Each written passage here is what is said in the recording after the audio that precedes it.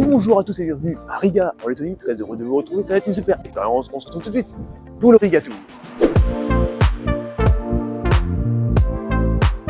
Riga est la capitale de la Lettonie et compte plus de 600 000 habitants. Son histoire débute avec les Germano-Baltes au XIIIe siècle. Son nom viendrait du mot Rizene, qui était un bras du fleuve Daugava, qui traverse la ville. Une autre hypothèse est sa parenté avec le vieux mot lituanien Ringi, qui signifiait sinuosité.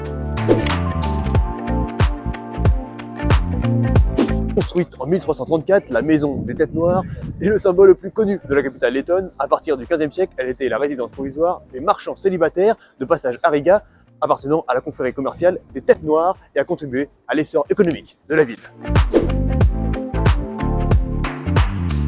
Le saviez-vous? Riga possède la plus grande concentration d'édifices de style Art Nouveau. L'Art Nouveau est un style architectural du début du XXe siècle et a contribué à l'inscription de Riga sur la liste du patrimoine mondial de l'UNESCO.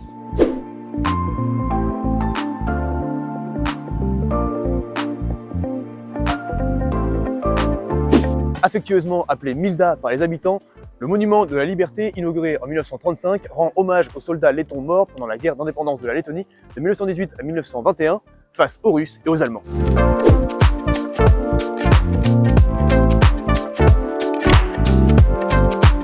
Autre symbole très connu de Riga, voici l'église Saint-Pierre, construite en 1909 et haute de 123 mètres. Elle est construite sous le style gothique de briques, très présent en Europe du Nord. Voici le château de Riga, érigé au XIVe siècle. Il est depuis 1922 la résidence du président de la République lettonne.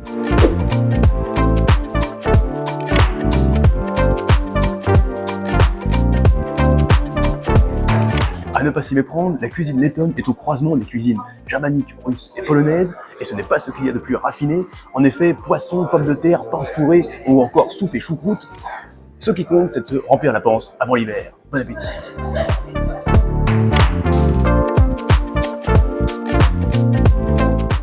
Créé au XVIIIe siècle par un pharmacien pour soigner ses patients, voici le baume noir, un amer traditionnel letton à base de 24 ingrédients et de la vodka pure, qui fait une boisson titrant à 45 degrés d'alcool. Selon la légende, Catherine II de Russie aurait été soignée avec ce breuvage.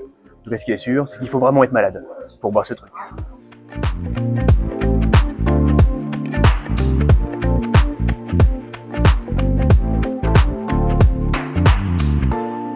Nous sommes devant les plus anciens édifices civils de toute la ville de Riga, surnommés les Trois Frères, et pourtant, ils ont trois styles architecturaux bien différents. La Renaissance néerlandaise d'un côté, le maniérisme ici, et le baroque juste ici.